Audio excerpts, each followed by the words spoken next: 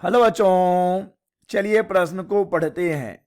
y बराबर 1 निर्गत प्राप्त करने के लिए निवेश होगा। बच्चों यह दिया गया है लॉजिक गेट परिपथ।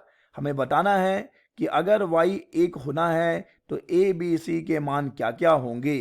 दिए गए विकल्प हैं a 0 1 0, b 0 0 1, c 1 0 1 या फिर d 1 0 0। चलिए सबसे पहले हम लिख लेंगे मूल अवधारणा। मूल अवधारणा जिस पर कि यह प्रश्न आधारित है। बच्चों यह प्रश्न आधारित है लॉजिक गेट पर।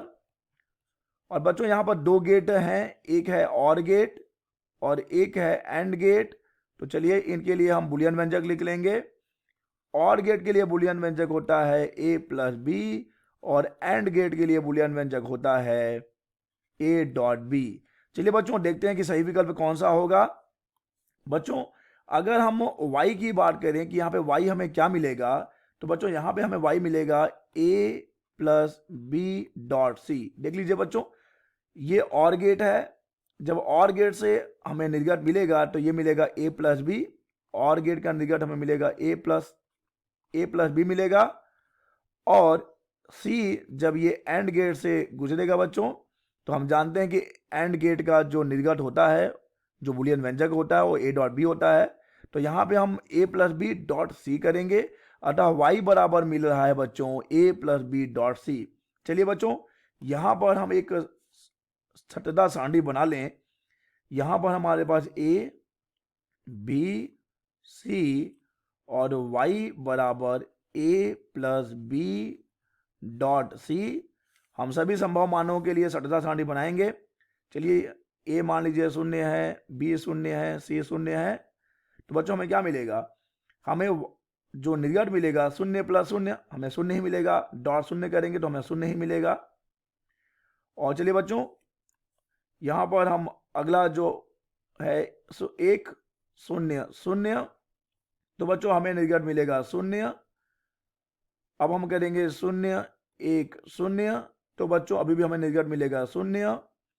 अब हो जाएगा बच्चों ये 0 0 1, तो बच्चों अभी भी हमें निर्गत जो मिलने वाला है वो निर्गत मिलेगा 0। क्योंकि देखिए बच्चों 0 प्लस 0 तो 0 ही होगा। डॉट अगर 1 करेंगे तो भी हमें 0 मिलेगा। अब बच्चों a और b दोनों को हम एक एक ले रहे हैं। मान लीजिए c 0 है तो 1 1 0 क्या होगा बच्चों, देखिए 1 प्लस 1 तो 1 आएगा, लेकिन डॉट 0 करेंगे तो हमें 0 मिलेगा। अब देखिए बच्चों 0 0 1 1, अब हमें निर्गत मिलेगा 1। ठीक है बच्चों, और आगे हम देखेंगे 1 0 1 1 0 1, तो बच्चों इसके लिए भी हमें निर्गत मिलेगा 1। और बच्चों हमारा आखिरी हो जाएगा 1 1 1, तो हमें निर्गत मिलेगा बच्चों 1। तो हम देख पा रहे हैं बच्चों कि अगर a जो है 1 हो और b का मान 0 हो और c का मान 1 हो, ठीक है बच्चों, दिए गए विकल्पों में से बात करते हैं। देखिए y का मान तो इन तीन परिस्थितियों में 1 हो सकता है, लेकिन दिए गए विकल्पों में अगर हम देखें तो a का मान 1 हो जाए, b का मान 0 हो जाए और c का मान 1 हो जाए, तो हमारा जो आउटपुट होगा बच्चों वह हमें 1 मिलेगा। अतः दिए गए विकल्प में से सही विकल्प कौन सा हो जाएगा बच्चों, सही विकल्प हो जाएगा सी। दिए गए विकल्प में से सही विकल्प है सी। आशा करते हैं बच्चों आपको यह प्रश्न समझ आया होगा। धन्यवाद।